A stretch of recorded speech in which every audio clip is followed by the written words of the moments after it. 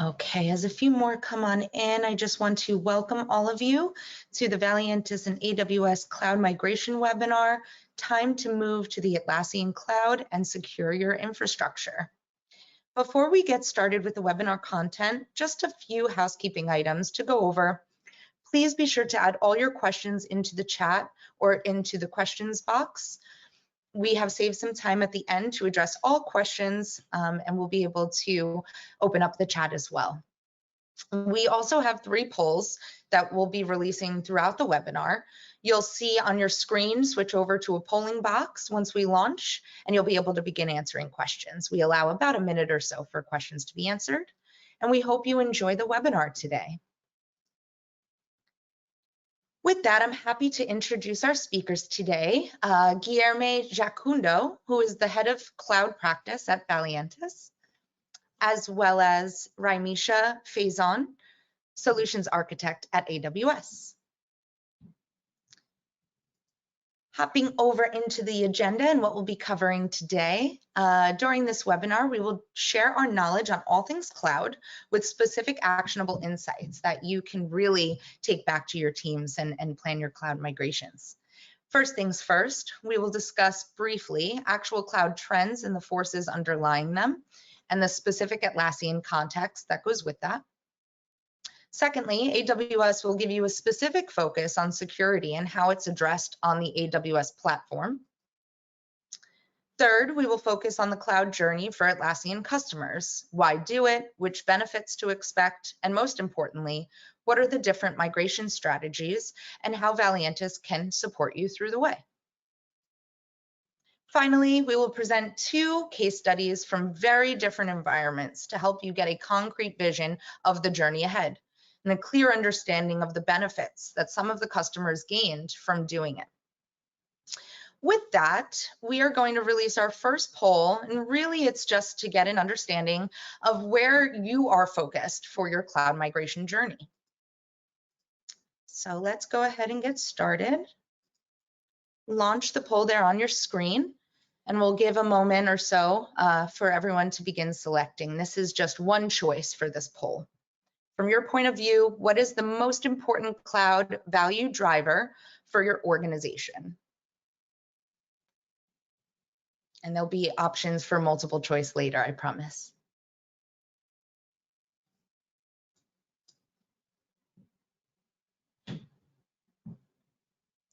Get some votes in there, please. I don't see any just yet. All right, thank you. See them coming in. I'll give another couple of seconds there.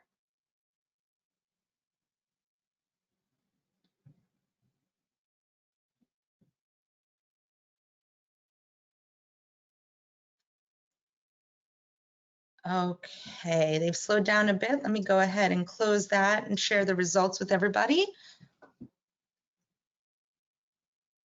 All right, we have a bit of a tie there too, Guilherme. Yeah, that's interesting. That's really cool. Cool to see that scalability and flexibility and innovation and agility are, the 2 main topics.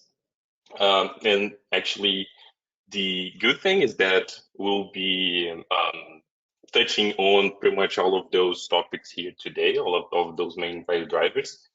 Not only those 2, but pretty much all of them. So kind of to get things started, as Jacqueline mentioned, we wanted first to set the scene a little bit, as we have, AWS, one of the founding fathers of the cloud, here with us today. So we thought it would be interesting to take you on a little journey on how it all started. And I don't know if you know the story, but I'm pretty sure that that Amazon's core business is not, or at least it was not, to make IT infrastructure available to other companies, right? Their main mission is to be, the largest online retailer in the world. And back in 2002, the Amazon management team realized that they, needed to scale their IT resources just to handle specific business peak times, such as Christmas and Black Friday, right? And that meant that, throughout the rest of the year, they had a huge overcapacity that, won't necessarily be used. So then came the idea, why don't we actually rent this overcapacity to other companies? And that's pretty much how AWS was born. Fast forward to today, AWS is the largest provider of cloud services worldwide. So quite nice for a business that started by just renting unused IT infrastructure, right? So when it comes to Atlassian, they've been working on the SaaS versions of the products as early as 2010. And after struggling with managing their own infrastructure, they decided to sign a strategic agreement with AWS and move all their application to their infrastructure, being sure that this would provide tremendous benefits for them as a software vendor, as well as for their customers. And if you're curious to know more about that, Ramisha will share some further details regarding the Atlassian and AWS partnership later on. So that's pretty much it about the past. But to try to wrap up this overview regarding cloud is also worth looking at how the overall cloud market is evolving.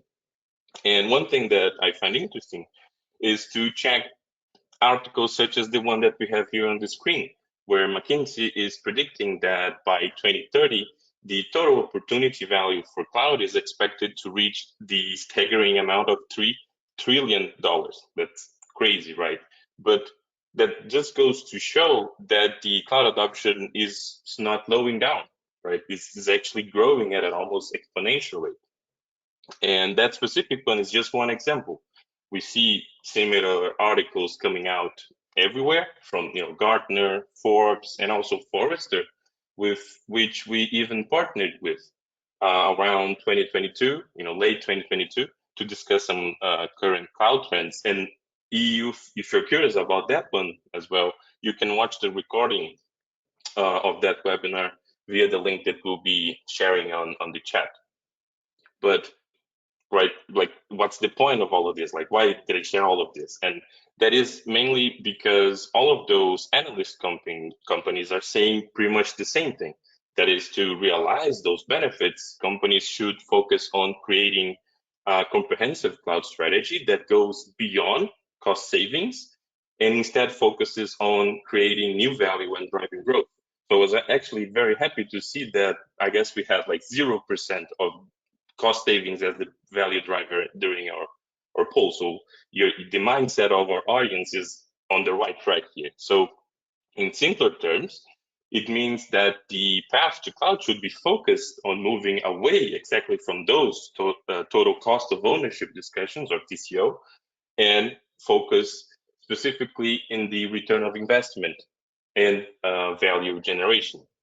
So the good thing is that if we zoom back into Atlassian again, that's exactly how the SaaS versions of their tools are positioned to improve ROI. So let's look a little bit at how the Atlassian Cloud can do that by checking its three main value drivers. And the first one that we have here is the elevated IT impact, and is by far the most obvious benefit of moving to cloud. And this means getting rid of the need to perform upgrades, security patches, or even actually managing the overall infrastructure as a whole, allowing your IT teams to reorient their time spent in low value tasks and focus instead into more like strategic efforts. So the second one is also related to the fact that there are features in the cloud that don't exist on-prem at all, or are much more robust in the cloud that are proven to save your team's valuable time. To list, a few of those functionalities that enable that, we can mention first the easier integration with other SaaS tools, such as Slack, Teams, or GitHub, where, for example, in server, we would need a separate app to be able to perform that integration. And in the cloud, it comes out of the box, and it's actually much easier to configure. And another example that we can list is the automation for Jira, that also comes bundled with the cloud version, and it can be used to modernize your workflows and also further increase productivity. So at the end of the day, saving a few minutes here and there may not look like much, right, at first glance, but if you consider those savings on a daily basis at scale, you start to see how significant of an impact it has on ROI. And we'll actually be exploring more on that throughout this presentation today. And finally, the third one is the built-in security and compliance. And regarding this specific one, it's worth mentioning that the Atlassian Cloud products are built with security and compliance in mind, providing a secure and reliable platform for teams to collaborate and manage their work. And all of that is built leveraging AWS's infrastructure. And Ramisha will go through the main security aspects in much more detail in the next session. But the thing here is that it's important to notice that Atlassian themselves are already investing a lot into ensuring the security of the applications as well as your data. So that's pretty much it regarding the value drivers. And I think that we have another poll coming up. So over to you, Jacqueline. Yes, thanks, Guilherme. This poll is meant to focus on cloud security and understand what your top 3 concerns are for your on-prem infrastructure. So again, launching the poll. This one you can select one or more of the following options for this poll. And we'll give about a minute or so.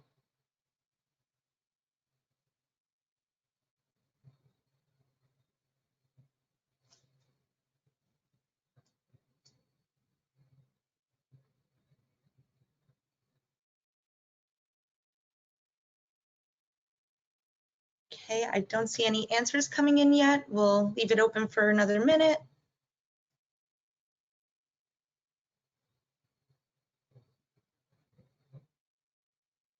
Okay, great, I see some coming in.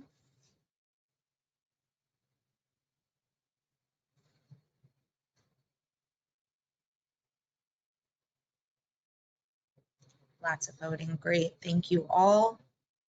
Another 30 seconds.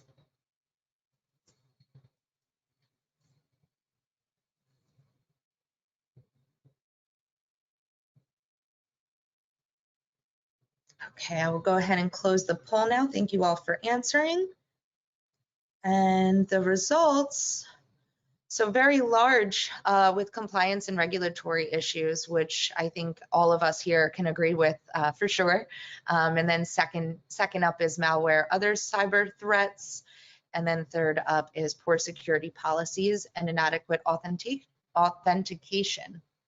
Excellent, thank you all so much. Now I will pass it over to you, Ramisha.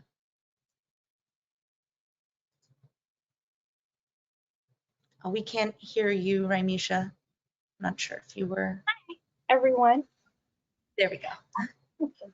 So, as you've seen previously, AWS and Atlassian has been partners since 2013, and this partnership has been bringing valuable integration to customers. And Atlassian chose AWS exclusively to host their Cloud Suite products. And so by moving to Atlassian Cloud on AWS, customers can receive benefits from continuous innovation, built-in security, disaster recovery, and compliance and governance, which was a concern that was seen in the previous survey. Next slide, please. And so I know, of course, security is top of the mind for all of you. So here, security is our #1 priority. And the AWS Cloud has been architected to be one of the most flexible and secure cloud environments available. At AWS, security starts with our core infrastructure designed to meet the most stringent security requirements in the world. Our scale allows us to more heavily invest in security and preventative measures than almost any large company can afford themselves. And so we use what we call the shared responsibility model, which you can see on the screen. And so that really just means that we take care of security of the cloud, which that includes the physical infrastructure, the facilities, the actual compute and building blocks. And so our infrastructure is monitored 24/7, and this really helps ensure confidentiality, integrity, and availability of your data. And so Atlassian Cloud products are responsible for what they are putting in the cloud. So Atlassian leverages several AWS security features, including key management service, AWS identity access management, and AWS Cloud Trail. And that's just a few of the services that are used. Next slide, please.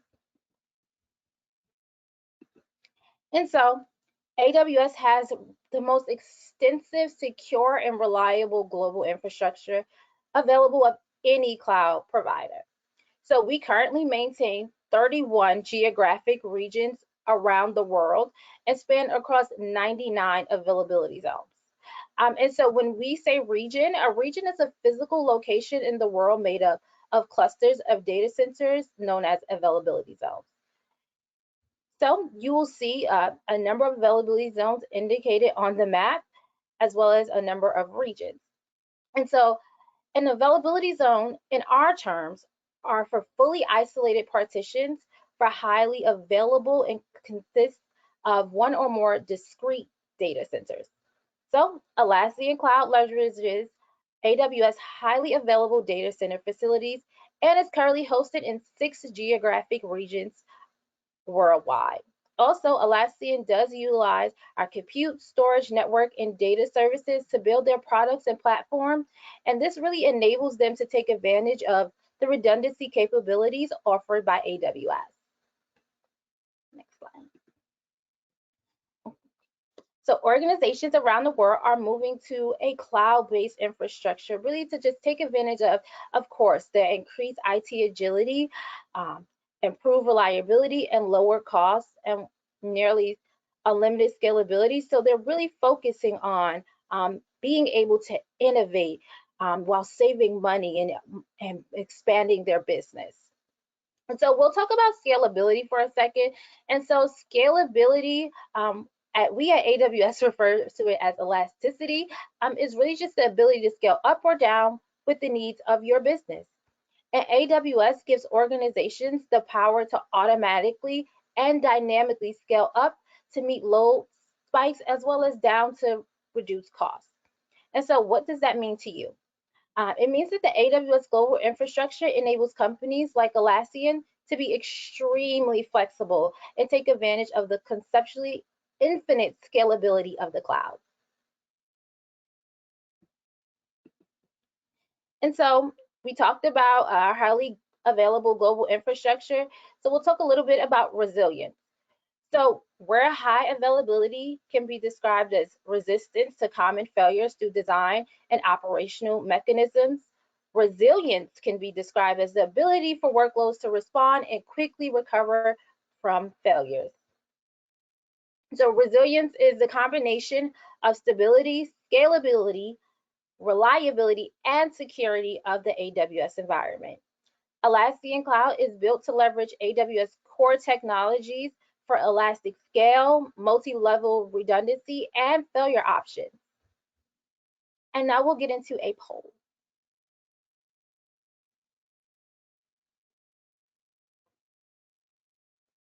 And I'll pass it back over. Yeah, thank you. Thank you, Ramesh. I think that the poll will actually add that one, so we covered. So I'll actually jump right into the next session that is more related to the, kind of coming back into the Atlassian side of things. And after hearing everything that Ramesh explained to you regarding the security features that you get by using the cloud products, you may still be on the fence, right? So I would like to point out a few other topics for you to consider. And the very first one is that there's no value at all into actually waiting to move, right? So as we all know, the IT space has been evolving at a very, very fast pace, and eventually you have to migrate, right? There will be no option. So the thing is, once organizations wait to keep up with the pace of IT evolution, they generate what's called a technical debt. And that means that the longer you wait, the higher the cost of changing will be. So that's, of course, not ideal, right?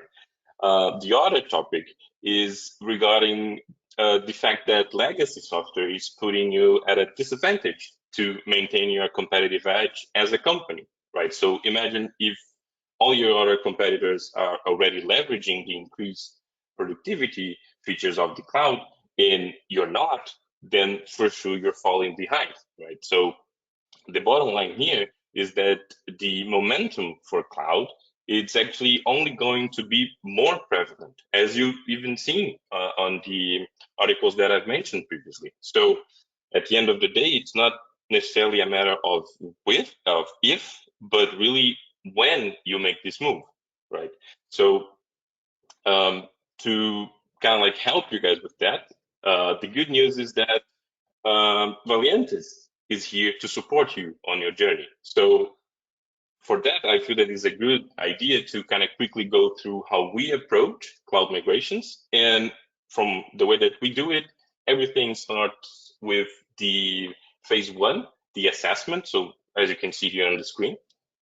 And here's where we would gather all the technical information regarding our on-prem environment, and based on that, build the best solution possible. And as part of that specific phase, the user management as well as the app migration are by far the two most critical aspects. So to make sure that we have this specific one covered, we always perform a thorough investigation on how the apps can be migrated with as little impact as possible. And since there are differences into how apps operate on-prem and in the cloud, there could be a clear, migration path or simply no cloud version at all. So in those cases, what we usually do is we work with the app vendors and recommend an app that replaces it or at least provides similar functionalities. So once the assessment is done, there's of course the actual migration execution, right? So this is usually run first in a separate staging environment where we would map all the possible we'll map all the issues and also the fixes needed for those issues. And then after all that is done, after we've been through the UAT phase, then we will be preparing for the production rollout that is usually run over a weekend or even multiple weekends if we're phasing out the migration.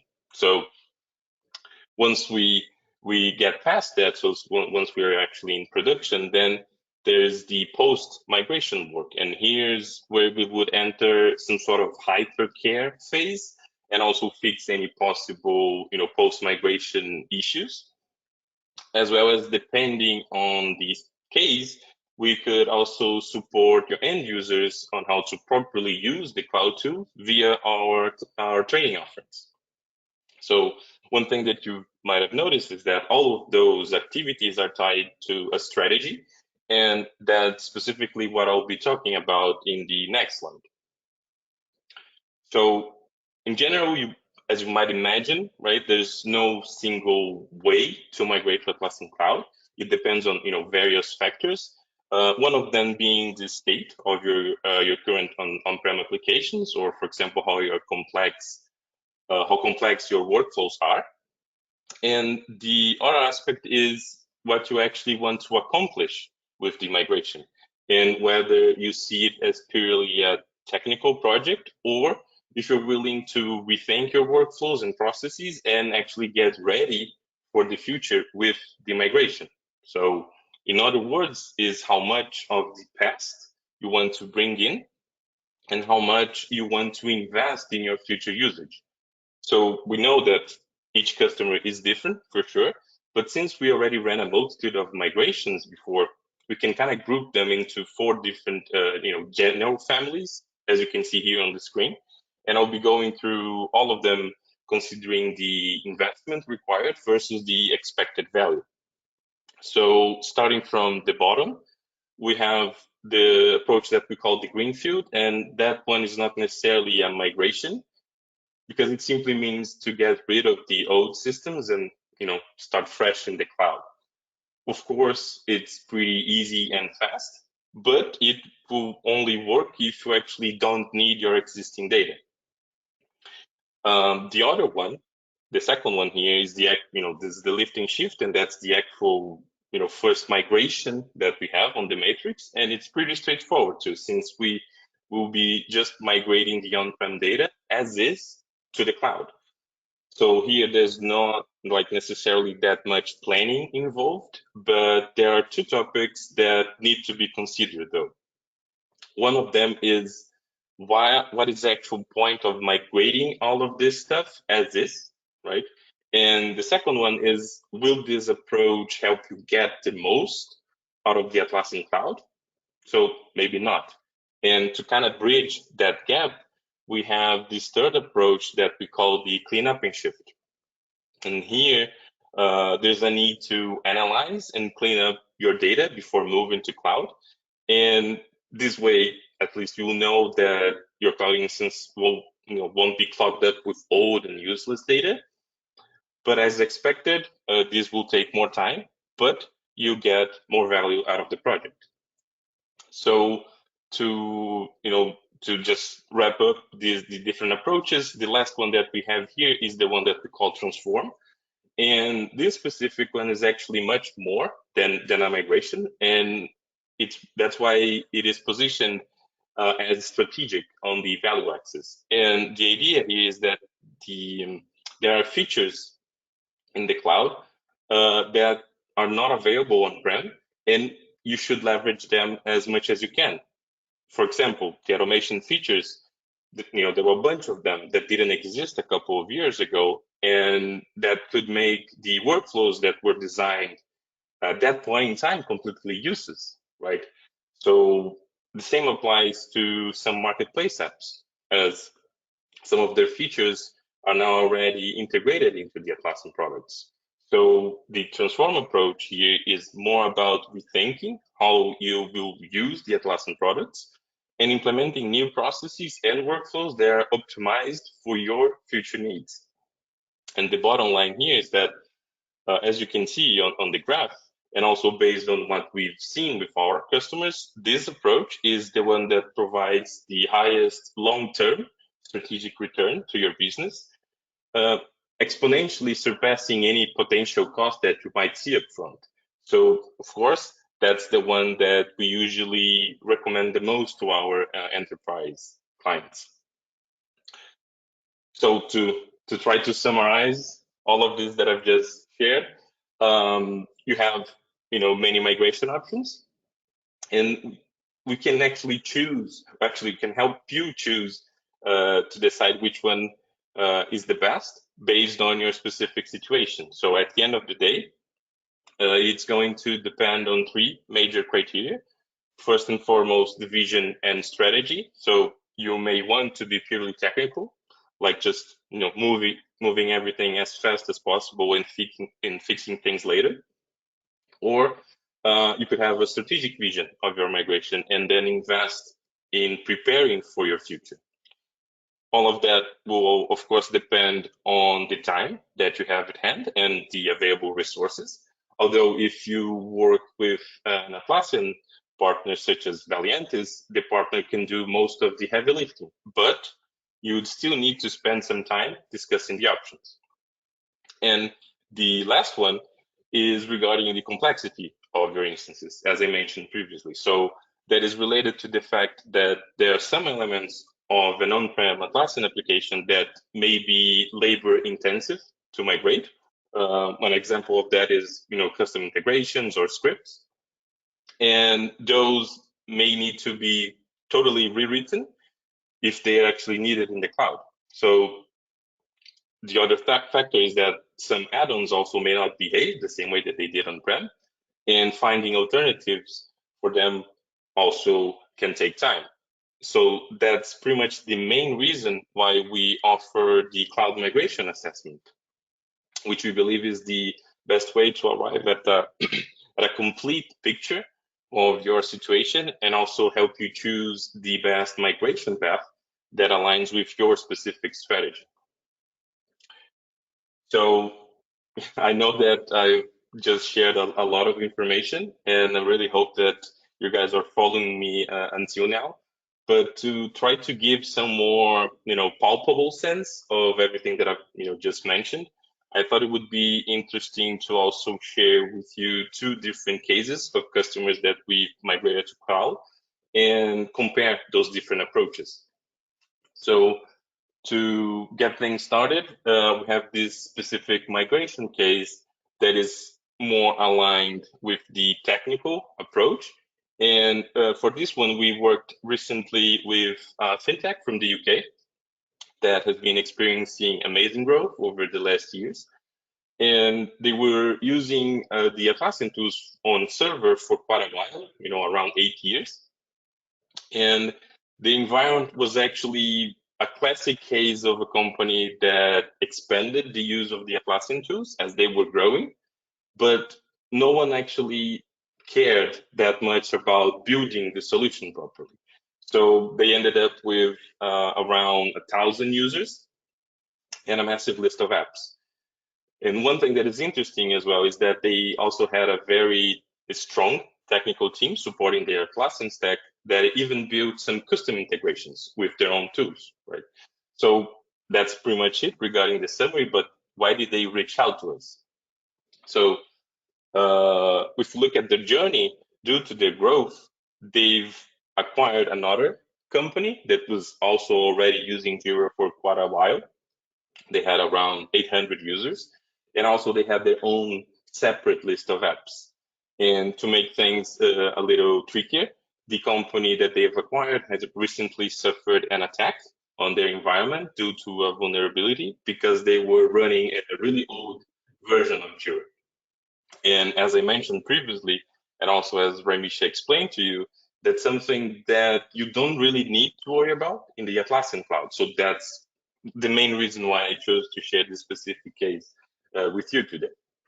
So, okay, we had this cloud consolidation project on our hands, and then we started the way that we usually start those projects, with a deep assessment of both environments to design the solution in the cloud and also define the approach.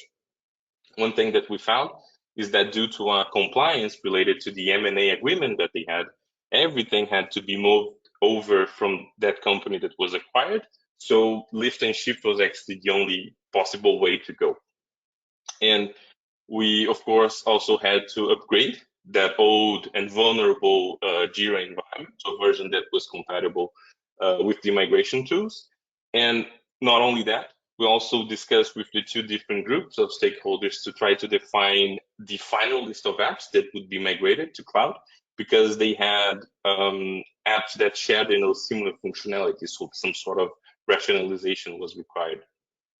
And also, as you might imagine, there was a lot of effort related to rebuilding some of their customizations, mainly because they had a fair amount of script runner scripts in place.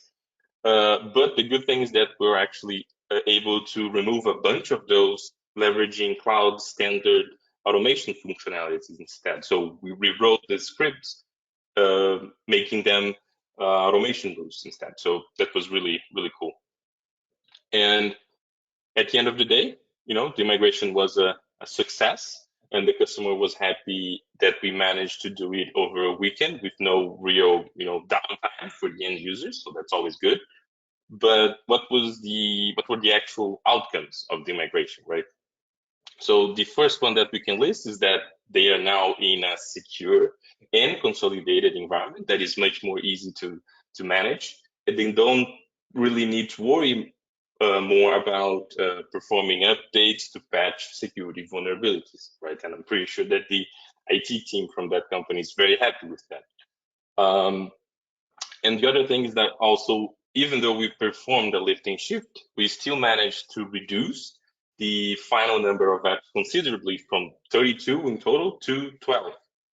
And of course, that direct benefit of that specific approach is that now the sysadmin's life is, it's much easier, since they don't need to support a massive amount of apps, as well as the financial aspect, because in this specific case, the cost for the app licenses got reduced by almost half of what they had on server.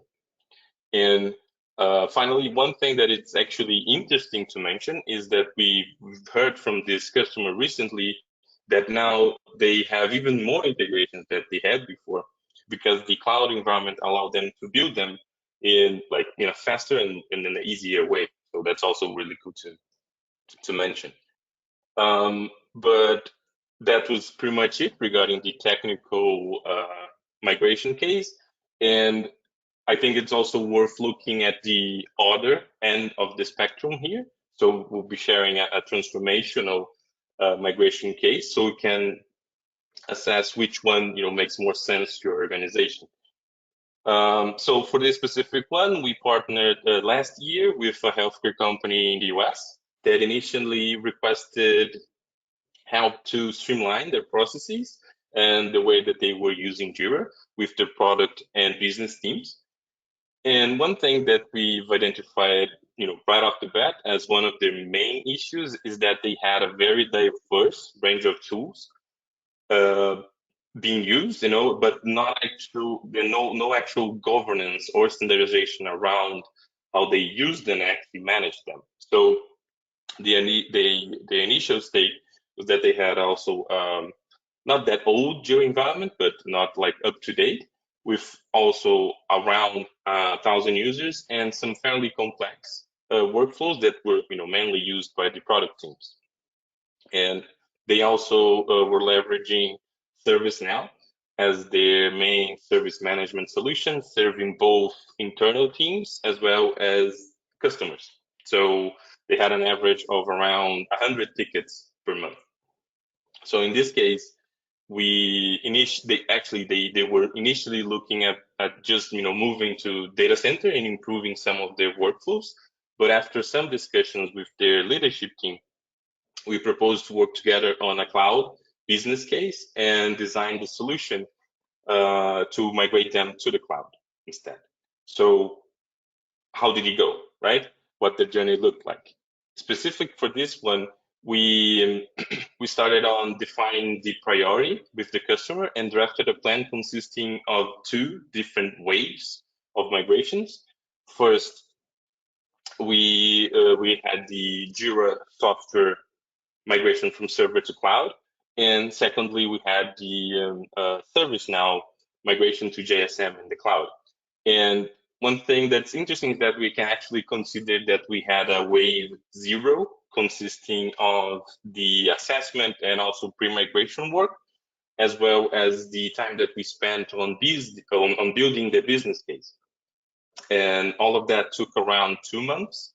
And the remaining 2 waves, lasted around 5 months. So that was kind of like a 7-month migration project. If we focus on the different waves, wave 1, after going through multiple meetings with the stakeholders, we focused mainly on designing the standardized schemas after the assessment, and then we worked on implementing them in the target cloud environment. So after that, it was simply a matter of just migrating the actual data over and then switching the schemas, as well as, of course, handling the app migration. So in general, that was pretty much it when it comes to the strategy for the first wave. And then on wave 2, we moved the data from ServiceNow to JSM in the cloud and focused mainly on configuring a very well-designed customer portal, and also integrated it with Confluence to connect with to get the knowledge base functionality yet. And that allowed the end users to be able to self-serve via the portal instead of having to open a separate ticket every single time. So that was really a great win. And if we look specifically at the outcomes for this specific case, the most straightforward one is that clearly they are now into a best-in-class and standardized and also well-integrated environment. And another one that is interesting to mention is a really interesting initiative too from the customer side, where they actually sent out surveys before and after each wave to assess the overall success of the migration. And for that, they achieved an overall, happiness increase of about 30% across the IT, product, and development teams, as they were now working with more streamlined workflows. And since I mentioned that we've helped this specific customer on building its business case, I thought it would be also interesting to share a simplified version of it with you, as well as some more measurable outcomes of the overall migration that you can find here on this specific slide. And the bottom line here is that the payback for the migration investment occurred in less than 1 year. So, that's impressive, but how they actually achieved that. The most significant thing by far were the savings related to the resources required to support the custom processes that they had.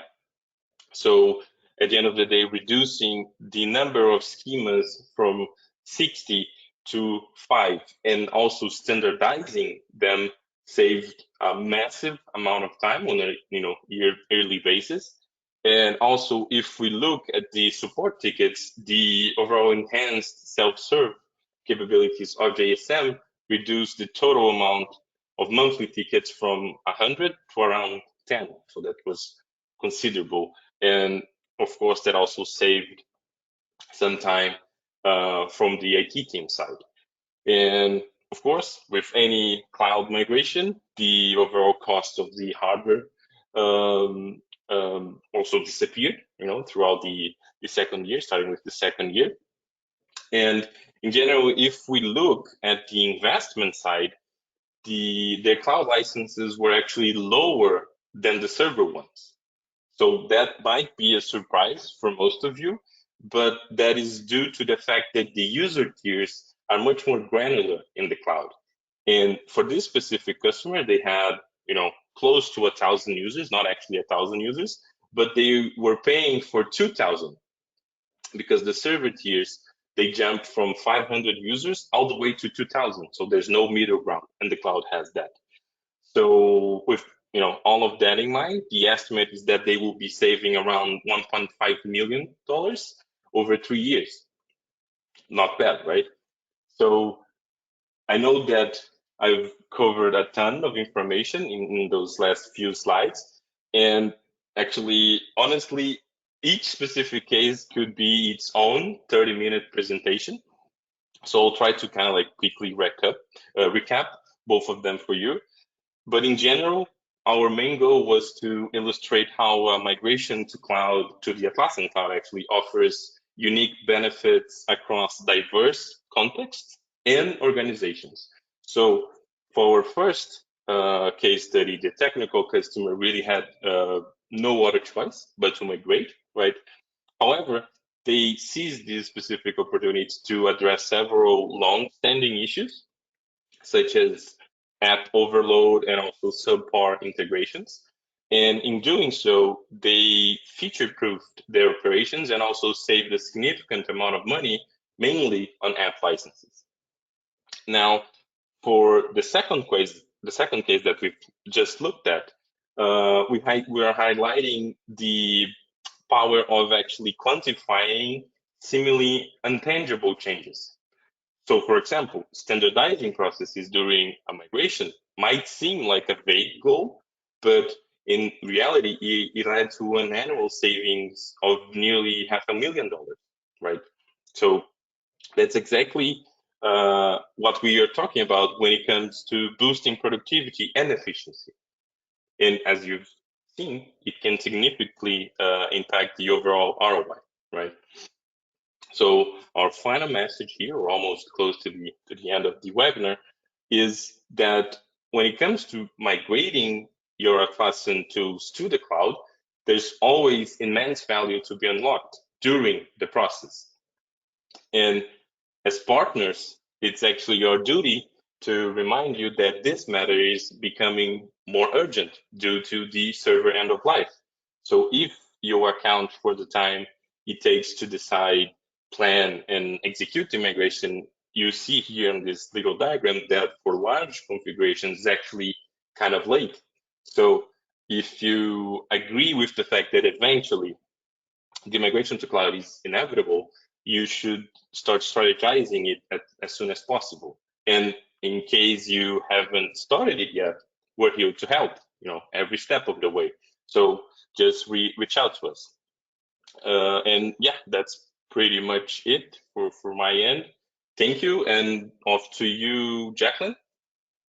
Yes, thank you, Guilherme, and thank you everyone so much for attending.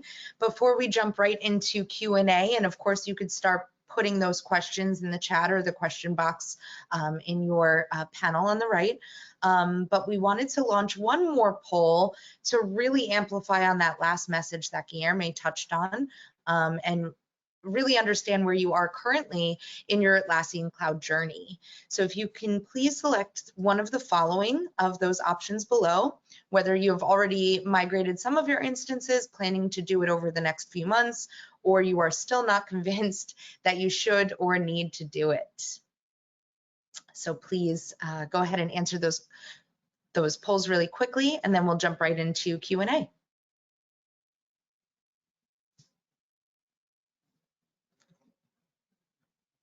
Excellent, I see some votes coming on in. Thank you for that.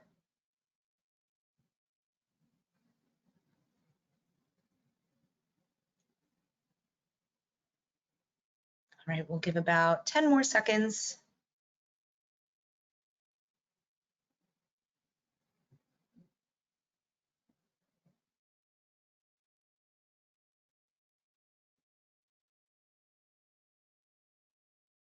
Excellent. Okay, I'll go ahead and close that poll. And we can jump right into Q&A. I won't release this one, but majority of our attendees did mention that they are planning to do it over the next couple of months. So that would be a great thing to come back at together. Go ahead and add some questions in. One of the questions, yes, of course, we will be sharing the recording of this presentation and this webinar. Stay tuned for follow-up emails with the recording attached. All right, and I think I have one in here it looks like for you, Guilherme. Which strategy did you use to migrate the technical use case that you talked about? So the overarching strategy was a lift and shift with some specific aspects of cleanup and shift due to the merger of apps and all of that I mentioned. But I'm assuming actually that you want to know how we actually executed it, right? So if that's the case, then what we did is we first migrated the larger environment to the cloud using the Jira site import method, and that kind of like brings everything in a single go. And of course, we fixed everything that needed to be fixed, installed and configured all the apps, and after that was done, we migrated the other environment into it using the migration assistant approach. So we just leveraged the CCMA and JCMA for that specific case. But yeah, that was it. So I don't know if it was specific to the approach or the way that we did, but at least I answered both of them. So hoping that I answered the question. Okay. All right. And then another general question. What is the general timeline for a migration? So of course, it depends on all those factors that I've mentioned, during the webinar, the complexity, the amount of apps, the number of integrations and all of that. But if we look at, for example, for enterprise customers, that's usually, those are the ones that we tend to work with the most. We're looking at around, starting with 4 months all the way to 9 months to up to a year. So that kind of like the range that we usually see from the field. But of course, if we are talking about smaller instances with less complex apps or no integrations and all that kind of stuff, it can be as quick as a month or maybe 3 months, during that range. So at the end of the day, it depends, but I hope that it gives some idea on the overall duration. Right, absolutely. Okay, great. Another question, how did you manage to migrate the ServiceNow data to JSM or Jira Service Management? That's interesting. So For that specific one, we leveraged a third-party tool that allow us to kind of map the different fields from ServiceNow into JSM. And it also, of course, migrates all the tickets, users, and the attachments via REST API. So we kind of have like a partnership with that specific third-party tool provider, and that's usually the approach that we will use for most of the other tools migrating into JSM specifically. So if we're talking about other service desk solutions, we usually try to use this specific approach and leverage this third-party tool, but that was how we did it. Got it. Okay. Thank you. And another question, on the transformational use case, how did you standardize the process? How did that work? Okay. Yeah, that's a very good question, and it's in general a fairly complex process. But what we did is, during the assessment phase or during that wave 0 that I've mentioned, we leveraged some internal tools that we've built to extract a lot of information from the server environment. And by doing so, we were able to identify the schemas that were actually similar to one another. And also, by doing so, identify which teams worked on a similar fashion. So with that specific information, then we went back to the teams during the stakeholder interview sessions, and then tried to come up with the final or the actual process groups. And then based on that is how we implemented those different schemas in the cloud. And as I mentioned, it went from like 60 disparate schemas that was crazy and all over the place, and actually caused a bunch of wasted time to be managed by their Jira admins, all the way to 5 standardized schemas, based on the product teams, and also those kind of like process groups that I've mentioned. So yeah, that was pretty much it. It's not straightforward, but I hope that it was clear what I wanted to say. Okay, great. And then a question came in that I can actually answer. What is the deadline for being off the server application? That is actually the Atlassian end of server life is February of 2024, so next February. Any other questions? I'm just checking the chat really quick. Questions box. One thing that I will comment on is that I just looked at the results of the poll, and I'm really, really happy to see that we had 0% of the participants saying that they are still not convinced of moving to cloud. So Yes. that's a good way to see that at least what we shared today kind of resonates with the audience. So it's really good. Absolutely. Yep. And one last question came in to wrap it all up. What are the steps to get started with AWS? So if you want to get started with AWS, you can sign up for a free account and gain free hands-on experience with the AWS platform, the product, and the service. And you can sign up right via our management console. Excellent. And if anyone has any questions on that, feel free to reach out to any of us on this webinar today and we can walk you through.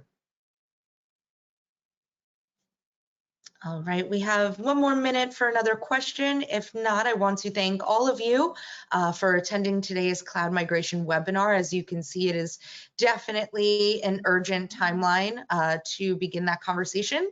I want to thank Raimisha from AWS and Guilherme for taking the time for being our excellent speakers today.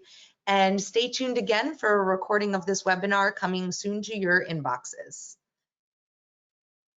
Thank you all so much. Have a wonderful rest of your day. Bye-bye.